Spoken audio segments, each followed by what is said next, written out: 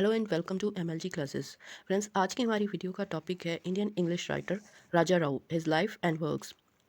आज की हम वीडियो में करेंगे राजा राव ने कौन कौन से नॉवेल्स लिखे हैं, कौन कौन सी फिक्शन नॉन फिक्शन में काम किया है और थोड़ी सा उनकी लाइफ के बारे में जानेंगे।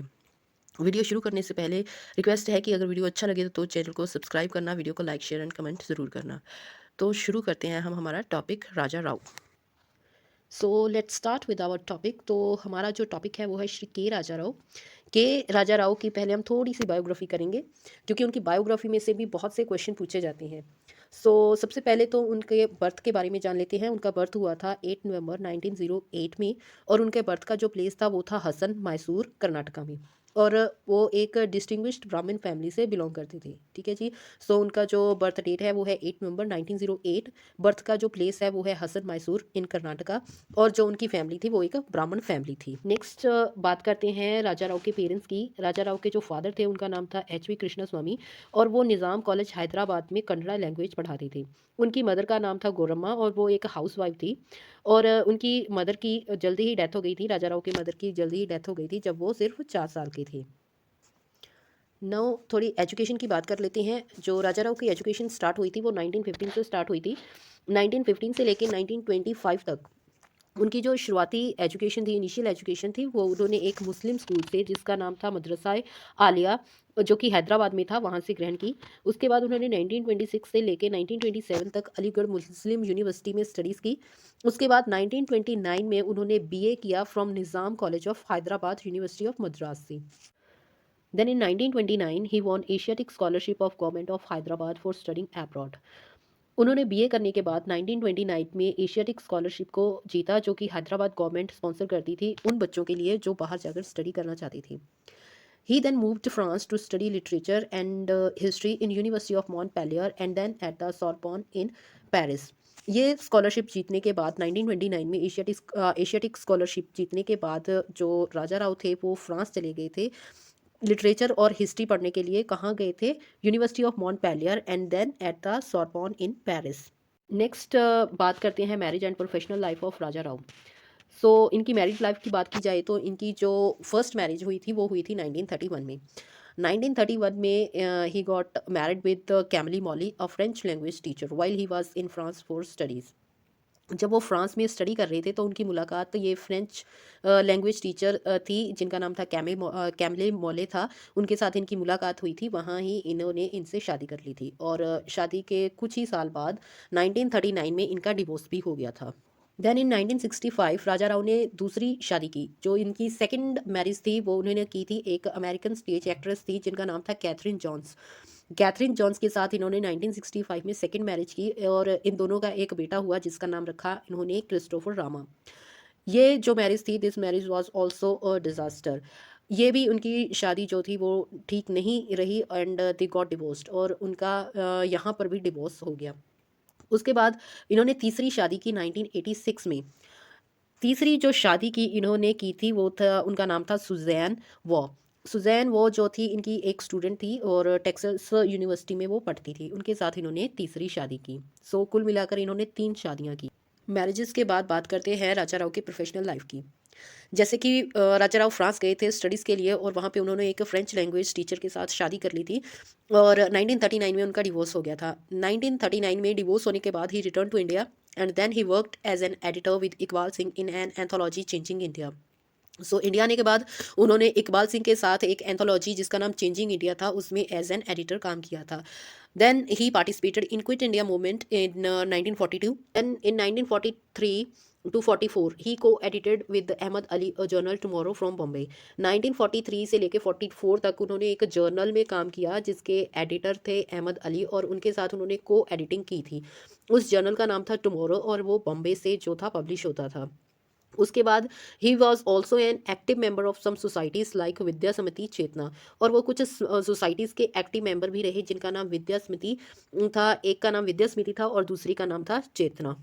ये जो सोसाइटीज़ हैं या जिन जिन जर्नल्स में या एंथोलॉजीज़ में राजा राव ने काम किया है उनके नाम अच्छे से याद कर लेना, क्योंकि इनके बारे में क्वेश्चन पूछ लिया जाता है कि उन्होंने कौन सी एंथोलॉजी में काम किया या कौन से जर्नल में काम किया, किसके साथ काम किया, और वो जर्नल या एंथोलॉजी कहाँ से पब्लिश होता था, या फिर उन सोसाइटीज़ के नाम बताओ जिनके वो एक्टिव मेंबर थे। सो ये वाले जो स्मृति या ये विद्या स्मृति हो गई, चेतना हो गई, सोसाइटीज़ हो गई, जर्नल हो गए या एंथोलॉजीज़ हो गए, इनके नाम अच्छे से याद कर लेना। Then in 1950 he visited USA. 1950 में उन्होंने यूएसए विजिट किया। उसके बाद 1966 में वो बने professor of philosophy at the University of Texas at Austin till 1986। 1966 से लेके 1986 तक वो टेक्सास यूनिवर्सिटी में प्रोफेसर रहे फिलोसफी के।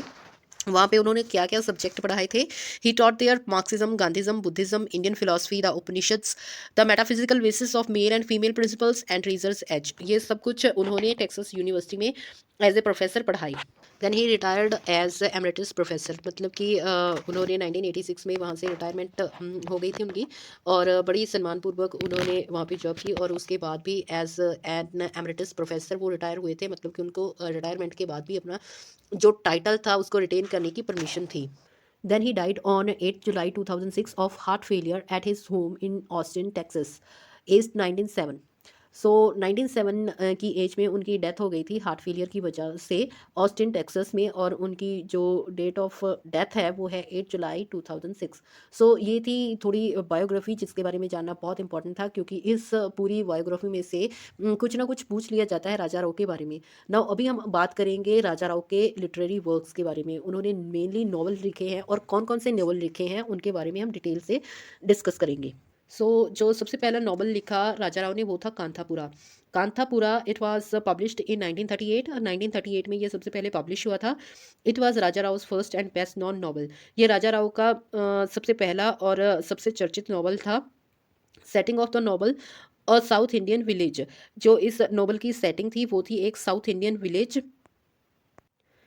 जिसका नाम कांथापुरा था, और ये था वेस्टर्न घाट्स पे। इसकी जो कांथापुरा की सेटिंग के बारे में पूछ लेते हैं कि ये विलेज कहाँ पे था, तो ये वेस्टर्न घाट पे था, ये जो विलेज था। उसके बाद नैरेटर ऑफ द नॉवल, इस नॉवल के नैरेटर के बारे में भी बहुत पूछा जाता कि इसका जो नैरेटर था वो कौन था, तो उसका नाम था Achakka, an old women of the village. Achakka थी इसकी नैरेटर, जो कि एक बूढ़ी औरत थी विलेज की, narrates the story in the form of a Sthala Purana. और वो कांथापुरा की स्टोरी सुना रही होती है एक स्थला पुराण के रूप में, कि जैसे फोक टेल्स होती हैं उस किसी जगह की पौराणिक कथाएं होती हैं, ऐसे उस स्टोरी को इस नोवेल में वो सुनाती हैं। अब इस जो नॉवल थे इसके मेन मेन कैरेक्टर्स के बारे में जान लेते हैं। उनके मेन कैरेक्टर कौन थे, तो सबसे पहला जो कैरेक्टर था वो था Moorthy. Moorthy is the central protagonist of the novel. जो मूर्ति है इसका जो सेंट्रल फिगर है, वो मेन कैरेक्टर है, वो मूर्ति है इस नॉवल का। He is from a Brahmin family and leader of the Gandhian movement in the village Kanthapura. वो एक ब्राह्मण फैमिली से बिलोंग करते हैं, और कांथापुरा विलेज में जो गांधीयन मूवमेंट चल रही होती है, गांधीवादी लहर चल रही होती है, उसका वो लीडर होता है। He is against the caste system. वो कास्ट सिस्टम जो उनके विलेज में बहुत ज़्यादा था, जो कि इस नॉवल का एक थीम भी है, उसके बहुत ज़्यादा अगेंस्ट था, and in favour of social equality, और वो सामाजिक बराबरी के हक में था, बात करता था। He leads the coolies of Skeffington coffee estate against the British exploitation. और उन्होंने जो स्कैफिंगटन कॉफ़ी एस्टेट के कुलीस थे उनको भी ब्रिटिश एक्सप्लॉयटेशन के खिलाफ लीड किया था। उसके बाद नेक्स्ट जो करेक्टर है वो है नरसमा। नरसमा जो है मूर्ति की मदर है। उसके बाद है रंगम्मा। Rangamma widow in Kanthapura. कांथापुरा में एक विडो है accomplice of Moorthy in his Gandhian movement, और वो मूर्ति की साथी है उसकी गांधीयन मूवमेंट में। Then next is Ratna. Ratna is Kamalamma's daughter. ये भी कमलम्मा एक नोबल का करेक्टर है जिसकी एक लड़की है रत्ना। अ यंग गर्ल है whose husband died soon after she married him at the age of 10। 10 साल की उम्र में रत्ना की शादी कर दी गई थी, और शादी करने के फ़ौरन बाद ही उसके हस्बैंड की डेथ हो जाती है। सो ये भी विडो है एक। She gets close to Moorthy early in his Gandhian movement, और ये जो नॉवल में है ये मूर्ति की तरफ थोड़ा अट्रैक्ट हो जाती है जब वो उसके साथ देती है गांधीयन मूवमेंट में। देन उसके बाद जो अगला कैरेक्टर है वो है भट्टा का।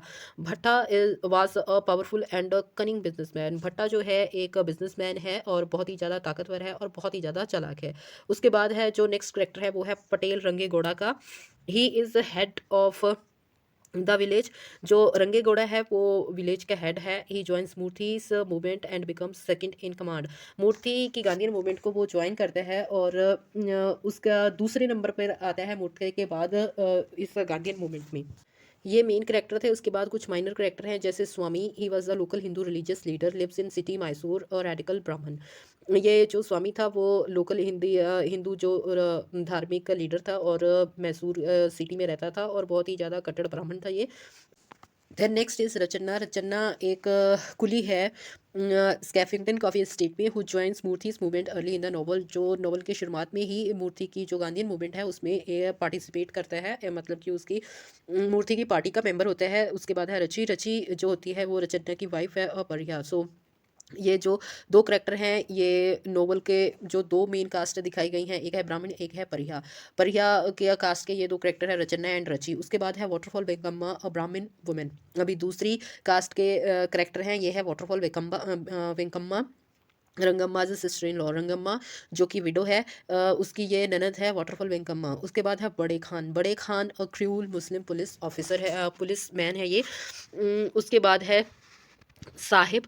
साहिब है head of Skeffington coffee estate. उसके बाद है किंचम्मा। किंचम्मा जो है वो कांथापुरा की पैट्रन गॉडेस है, जिसकी शुरुआत में ये पूजा करते हैं और जिसके बारे में चक्का बताती है कि किंचम्मा जो है पूरे कांथापुरा विलेज की कैसे इसने रक्षा की थी। उसके बाद है जया रामाचार्य। ये है हरिकथा मैन। ये जो जया रामाचार्य है ये कांथापुरा में इस नॉवल में हरि कथा का प्रचार कर रहा होता है। ये भगवान के बारे में ये जो कथा होती है सुना रहा होता है। सो ये थी कांथापुरा के मेन करैक्टर। अब इसका जो मेन थीम है कांथापुरा के क्या-क्या थीम थे उसके बारे में थोड़ी-सी जान लेते हैं। सबसे पहले था कास्ट सिस्टम। कास्ट सिस्टम को इसमें रिप्रेज़ेंट किया गया है और ये जो कास्ट सिस्टम है ये रिप्रेज़ेंटेड किया गया है बाय ब्राह्मण्स एंड परिहास। 2 कास्ट हैं इस नॉवल में, एक ब्राह्मण है, दूसरी है परिहा। सो ब्राह्मण्स का जो है डोमिनियन है, जो परिहा है वो थोड़ी पुअर कंडीशन में रहते हैं। नेक्स्ट जो थीम है इस नॉवल का वो है गांधीज़्म, नेशनलिज्म एंड पैट्रियोटिज्म। इस पूरे के पूरे नॉवल में शुरू से लेके एंड तक एक गांधीयन मूवमेंट चलती है जिसको मूर्ति रिप्रेजेंट करता है। सो ये एक पैट्रियोटिक नॉवल है और ये जो थीम है ये रिप्रेजेंटेड किए गए हैं, represented by Moorthy's Skeffington coffee estate movement. जो स्कैफिंगटन कॉफ़ी एस्टेट के कुलीस का जो एक्सप्लॉइटेशन करती है ब्रिटिश गवर्नमेंट और उसके खिलाफ जो है मूर्ति और बाकी के जो कुलीस होते हैं वो एक आंदोलन छेड़ते हैं। तो ये सारी की सारी इवेंट्स जो है वो हमारे नोवेल को एक Gandhism, nationalism and patriotism theme provide करते हैं। थर्ड जो थीम है इस नॉवल का वो है economic exploitation represented by coolies of Skeffington coffee estate. Third जो इसका थीम इकोनॉमिक एक्सप्लॉइटेशन का है वो रिप्रेजेंट किया जा रहा है कुलीस के द्वारा। स्कैफिंगटन कॉफ़ी स्टेट के जो कुलीस हैं उनका ब्रिटिशर्स द्वारा बड़ा ही एक्सप्लॉइटेशन की जाती है और कैसे वो लोग इकट्ठा होते हैं इस एक्सप्लॉइटेशन के खिलाफ और कैसे ब्रिटिशर्स का मुकाबला करते हैं, कैसे उनके खिलाफ आंदोलन चलाते हैं, ये सारा इस नॉवल में दिखाया गया है। सो इसके बाद आता है हमारा सेकंड नॉवल राजा राव का। कांथापुरा के बाद सेकंड नॉवल जो है उनका है the Serpent and the Rope. Serpent and the Rope was published in 1960। 1960 में ये पब्लिश हुआ था। It is a semi autobiographical novel. ये सेमी ऑटोबायोग्राफिकल नोवेल है, मतलब कि इसमें इसके कुछ कुछ अंश जो है राजा राव की लाइफ से इंस्पायर है या राजा राव की लाइफ पे बेस्ड है। दिस नोवेल वॉन द साहित्य अकेडमी अवार्ड इन 1964 और इस नॉवल ने 1964 में साहित्य अकेडमी अवार्ड जीता था। नेक्स्ट बात कर लेते हैं इस नॉवल के कैरेक्टर्स की। मेन मेन कैरेक्टर जो हैं, सो फर्स्ट जो मेन कैरेक्टर है वो है रामास्वामी और रामा। ये रामास्वामी कौन है? He is the protagonist of the novel, born in a Brahmin family, somewhat frail because of tubercular lungs, living and studying in France, married a French woman. So जो पहला ही जो कैरेक्टर है वो प्रोटैगनिस्ट है, मेजर कैरेक्टर है novel का, ब्राह्मण family में पैदा हुआ है। जैसे कि पहले ही कहा है कि ये नॉवल जो है सेमी ऑटोबायोग्राफिकल नॉवल है राजा राव का। जैसे राजा राव ब्राह्मण फैमिली से बिलोंग करते थे, वैसे ही ये रामास्वामी थोड़ा थोड़ा नाम भी राजा राव से मिलता है और रामास्वामी का बर्थ भी एक ब्राह्मण फैमिली में हुआ था। Somewhat frail because of tubercular lungs. TB था उनको थोड़ा-सा, इसलिए थोड़े से वो फ्रेल था Ramaswamy. Living and studying in France, जैसे हमारे राजा राव फ्रांस में जाकर स्टडी की थी, वैसे ही इसके मेन कैरेक्टर ने फ्रांस में जाता है, वहाँ पे रहता है और स्टडी करता है। And married a French woman, और वहाँ पे एक फ्रेंच औरत के साथ शादी कर लेता है, जस्ट लाइक हमारे राजा राव।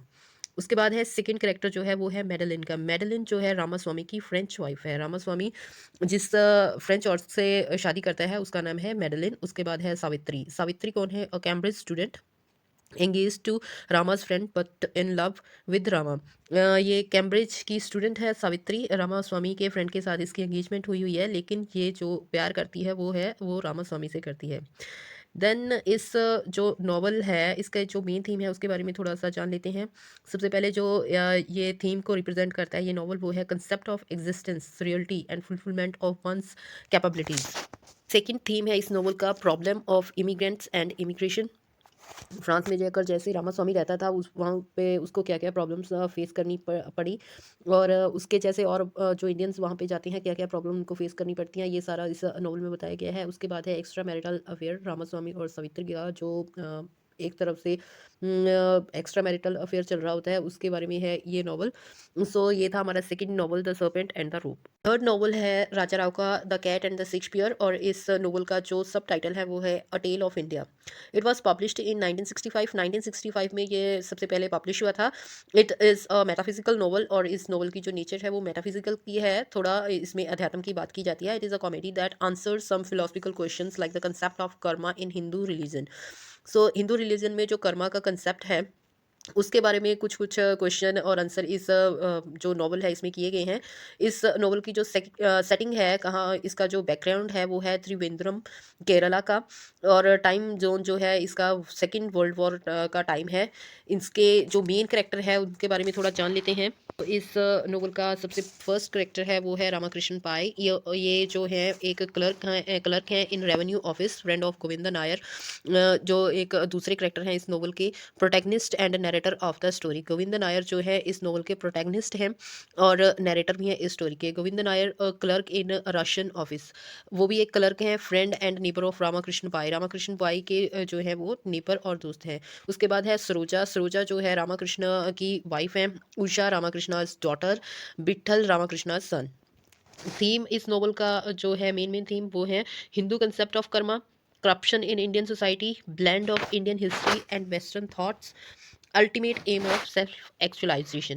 सो ये था हमारा third novel, the cat and the Shakespeare. Third novel के बाद बात करते हैं फोर्थ नॉवल की। फोर्थ नॉवल था राजा राव का comrade Kirillov. So it was published in 1976। 1976 में ये कॉमरेड किरिलोव पब्लिश हुआ था। It was first published in a French translation in 1965। सबसे पहले ये 1965 में एज अ फ्रेंच ट्रांसलेशन ये पब्लिश हुआ था। In portrayal of characters Raja Rao influenced by Russian novelist Fyodor Dostoevsky. इसके इस नॉवल के जो करैक्टर हैं, राजा राव ने करैक्टर जो पोर्ट्रे किए हैं वो ज़्यादातर इन्फ्लुएंस थे रशियन नॉवेलिस्ट फ्योदोर दोस्तोयेव्स्की वस्की के नॉवेल्स से। The name of protagonist of the novel Kirillov is taken from Dostoevsky's the possessed. Dostoevsky का जो एक नॉवल था द पोजेस्ड, उसका एक करैक्टर था किरिलोव, उसके नेम से ही जो राजा राव ने है इसके प्रोटैगनिस्ट, इस नॉवल का जो मेन करैक्टर है उसका नाम लिया है। इस नॉवल के अभी मेन कैरेक्टर्स के बारे में जान लेते हैं, जैसे पद्मन्ना अय्यर। पद्मन्ना अय्यर एक साउथ इंडियन मैन है हुम Rao like narrator styles Kirillov, जिसको इस जो स्टोरी में एक नैरेटर होते हैं राव लाइक, मतलब जैसे कि राजा राव एक नैरेटर है वैसे ही स्टोरी में एक नैरेटर होते हैं जो इनको पद्मन्ना अय्यर को किरिलोव बताते हैं। इरिन इरिन जो होती है किरिलोव की वाइफ होती है। आर आर जो है एक नैरेटर है, नैरेटर मतलब जो स्टोरी बता रहा होता है। उसके बाद है कमल। कमल जो है इस जो कॉमरेड किरिलोव है उनका सन है, बेटा है। उसके बाद इस नॉवल के जो मेन थीम है उसके बारे में बात कर लेते हैं। फर्स्ट जो इस नॉवल का थीम है वो है the critics it critic the communist strain. जो उस टाइम पे कम्युनिस्ट समाजवाद की जो हवा चली थी उस टाइम पे उसको ये क्रिटिक करता है, आलोचना करता है conflicts between Indian and western ideologies. भारतीय और जो पश्चिमी विचारधारा है उनके बीच में कुछ न कुछ कॉन्फ्लिक्ट है, उसके बारे में भी ये नॉवल है जो वो चर्चा करता है। सो ये था हमारा fourth novel Comrade Kirillov. Fifth novel है राजा राव का the Chess Master and His Move. ये पब्लिश हुआ था 1988 में, और इस नॉवल के लिए राजा राव को न्यूस्टेड इंटरनेशनल प्राइज़ फॉर लिटरेचर भी मिला था। और ये नॉवल एक ट्रायलॉजी के रूप में है, मतलब कि इसकी 3 बुक्स हैं इस नॉवल की। इसके मेन कैरेक्टर्स के बारे में अगर बात की जाए तो सबसे पहले जो प्रोटैगनिस्ट है वो है शिवारामा। शिवारामा प्रोटैगनिस्ट है, एन इंडियन मैथमेटिशियन है, वर्किंग इन पेरिस, पेरिस में काम करता है, मैथमेटिक्स पढ़ाता है, लव्स अ मैरिड वुमेन, और एक जो शादीशुदा औरत है उससे प्यार करता है, जया लक्ष्मी। मैरिड वुमेन, और वो जो मैरिड वुमेन है वो कौन है, वो है जया लक्ष्मी, इंडियन प्रिंसेस है, विलव्ड ऑफ शिवा। शिवा जो हमारा मेन कैरेक्टर है शिवा रामा, उसकी विलप्ट है राजा सुरिंदर सिंह, हस्बैंड ऑफ जया लक्ष्मी। अभी जया लक्ष्मी के हस्बैंड का नाम है राजा सुरिंदर सिंह। माइकल शिवाज फ्रेंड, और ये फोर्थ करेक्टर है माइकल, ये है हमारे मेन करेक्टर का फ्रेंड शिवा का। नेक्स्ट है सुजैन। सुजैन जो है वो एक फ्रेंच एक्ट्रेस है, another women in Shiva's life. Shiva की लाइफ में दूसरी औरत जो है वो है सुजैन। उसके बाद है मिरल। मिरल भी एक फ्रेंच वुमेन है इन शिवाज लाइफ। सो ये तीन औरतें हैं, जया लक्ष्मी, सुजैन एंड मिरल। ये हमारे जो प्रोटैगनिस्ट हैं उनकी लाइफ में आती हैं। उसके बाद जो मेन थीम है इस नोवेल का, उसके बारे में थोड़ा डिस्कस कर लेते हैं। सबसे पहला जो थीम है इस नोवेल में दिखाया गया है वो है clash between Indian and western ideology. Raja Rao जैसे कि फ्रांस में रहे हैं, वहाँ पे स्टडी की है, वहाँ पे शादी की। ऑब्वियसली उन पे दोनों इंडियन एंड वेस्टर्न कल्चर का इन्फ्लुएंस रहा, और यही इन्फ्लुएंस उनके नॉवेल्स में भी दिखाई देता है। जैसे पहले एक नॉवल था the Serpent and the Rope, वहाँ पे भी वेस्टर्न एंड इंडियन कल्चर का क्लैश दिखाई दिया था। इस नॉवल में भी थोड़ा क्लैश दिखाई देता है Indian western and western ideologies का। उसके बाद है quest of the self by an Indian on foreign land. फिर एक विदेशी धरती पे एक इंडियन अपने आप की की तलाश में है, वो अपने आप को खोजता है। ये सारी चीज़ें इस नॉवल का थीम है। Extra marital affair just like Serpent and the Rope. Same theme जैसे सरपेंट एंड द रूप के हैं, वैसे ही सेम थीम इस नॉवल के हैं। सो ये था fifth novel of Raja Rao, the Chess Master and His Move. ये सारे थे नॉवल, और उसके बाद राजा राव ने कुछ फ़िक्शन पे भी वर्क किया है। फ़िक्शन में उन्होंने शॉर्ट स्टोरीज़ लिखी हैं। जैसे उनकी फर्स्ट शॉर्ट स्टोरी कलेक्शन थी the cow of the barricades. The cow of the barricades 1947 में पब्लिश हुई थी। इसकी मेन जो स्टोरीज़ हैं उसके बारे में मैं थोड़ा बता देती हूँ। It consist of 7 short stories. इस शॉर्ट स्टोरी कलेक्शन में उन्होंने 7 स्टोरीज़ लिखी। ये जो स्टोरीज़ हैं उनके नाम बता देती हूँ मैं। The true story of Kanakapalla, protector of god, the Khandesh, companions, Akkayya, the little gram shop, Janvi, the cow of barricade. Then उसके बाद है second short story collection. Second short story collection का नाम रखा the policeman and the rules. 1978 में ये publish हुई। इसमें 9 स्टोरीज़ थी। पहला जो इसमें 3 न्यू स्टोरीज़ ऐड की गई, बाकी पहले की स्टोरीज़ थी। जो 3 न्यू स्टोरीज़ थी उनमें से उनका नाम है निमिका। सेकंड स्टोरी थी इंडिया अ फेबल। थर्ड स्टोरी थी the policeman and the rules. उसके बाद थर्ड शॉर्ट स्टोरी कलेक्शन आई उनकी 1989 में। सो इस कलेक्शन में जो मेन स्टोरीज थी उनके नाम है ऑन द गंगा घाट्स 1989 में। उस और सेकंड स्टोरी थी अ क्लाइंट। उसके बाद राजा राव ने कुछ नॉन फिक्शंस में भी काम किया, जैसे चेंजिंग इंडिया एन एंथोलॉजी 1939 में, टुमारो 1943 से 44 तक, Whither India 1948, alien poems and story 1983, the Meaning of India essays 1996, the Great Indian Way, life of Mahatma Gandhi biography 1998। कुछ एंथोलॉजीज भी हैं राजा राव पे बेस्ड, तो उनमें है the best of Raja Rao 1998। उसके बाद है एक एंथोलॉजी आई थी 2003 में, 5 इंडियन मास्टर्स, जिसमें राजा राव, रविंद्रनाथ टैगोर, प्रेमचंद, डॉक्टर मुल्क राज आनंद, खुशवंत सिंह, इनके जो वर्क थे उनको पब्लिश किया गया था। उसके बाद राजा राव के अवार्ड्स के बारे में बात कर लेते हैं, जो कि बहुत ज़्यादा इंपॉर्टेंट है, क्योंकि किसी भी राइटर को कौन सा अवार्ड कब मिला है और क्या क्या मिला था, इसके बारे में क्वेश्चन अक्सर ही पूछ लिया जाता है। सो सबसे पहले जो साहित्य अकेडमी अवार्ड है ये सबसे ज़्यादा इंपॉर्टेंट होता है। इसके बारे में पूछ ही लिया जाता है कि कौन से राइटर को कौन से ईयर में साहित्य अकेडमी अवार्ड मिला था। 1964 में राजा राव को साहित्य अकेडमी अवार्ड मिला था। 1969 में पद्म भूषण मिला था। पद्म भूषण ये बहुत ही ज़्यादा इंपॉर्टेंट है, थर्ड हाईएस्ट सिविलियन अवार्ड है इंडिया का। 1988 में Neustadt international prize for literature मिला था। लास्ट में 2007 में Padma Vibhushan second highest civilian award of India. So जो मेन इंडिया के सिविलियन अवार्ड हैं, दो सिविलियन अवार्ड हैं, वो हमारे राजा राव को मिले हैं। 1969 में पद्म भूषण जो थर्ड हाईएस्ट सिविलियन अवार्ड है, और 2007 में पद्म विभूषण जो सेकंड हाईएस्ट सिविलियन अवार्ड है। सो ये थे राजा राव के अवार्ड, उनकी बायोग्राफी, उनके वर्क, उनके नॉवल, उनके फिक्शन, नॉन फिक्शन सारा। वीडियो कैसा लगा ज़रूर बताना। ये मेरे खुद के हैंड रिटन नोट्स थे जो मैंने आपके साथ शेयर किए हैं। किसी भी एग्ज़ाम की प्रिपरेशन के लिए, इंग्लिश का कोई भी कॉम्पिटिटिव एग्ज़ाम हो उनके लिए बहुत ही ज़्यादा इंपॉर्टेंट है। सो बहुत मेहनत करके मैंने ये बनाए हैं, वीडियो बनाई है, तो प्लीज़ एक लाइक, सब्सक्राइब और शेयर ज़रूर करना। Thanks very much.